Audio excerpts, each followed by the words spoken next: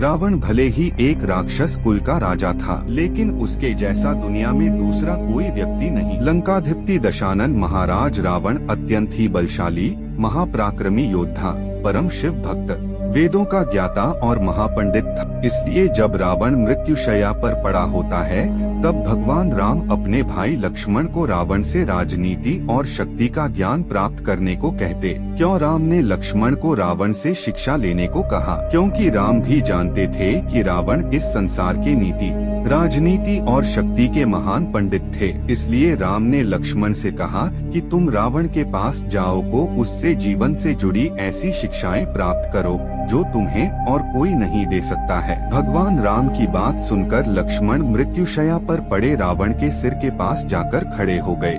लेकिन लक्ष्मण के काफी देर खड़े होने पर भी रावण ने कुछ नहीं कहा। तब लक्ष्मण राम के पास वापस आ गए और कहा कि प्रभु, मैं बहुत देर तक रावण के पास खड़ा रहा, लेकिन उसने कुछ नहीं कहा। तब भगवान राम बोले कि किसी से ज्ञान प्राप्त करने के लिए उसके सिर नहीं बल्कि चरणों के पास खड़ा होना चाहिए। इसके बाद लक्ष्मण फिर से रावण के चरणों के पास जाकर खड़े हो गए और रावण ने मरने से पहले लक्ष्मण को जो बातें बताई वह आज भी हर किसी को जरूर जाननी चाहिए। रावण ने लक्ष्मण को ज्ञान देते हुए कहते हैं कि किसी भी शुभ या अच्छे काम के लिए देरी नहीं करनी चाहिए। वहीं अशुभ काम के लिए जितना मोहवश करना पड़े उसे उतना टालने का प्रयास करना चाहिए। दूसरा, अपनी शक्ति और पराक्रम में इतना घमंड नहीं करना चाहिए या इतना अधिक अंधा नहीं होना चाहिए कि शत्रु तुच्छ लगने लगे। मुझे ब्रह्मा जी से वरदान मिला था कि मानव के अलावा कोई मुझे नहीं मार सकेगा, लेकिन इसके बावजूद मैंने इन्हें तुच्छ मान लिया और यही मेरी सबसे बड़ी भूल थी, जिस कारण आज मैं मृत्युशैया अवस्था में पड़ा।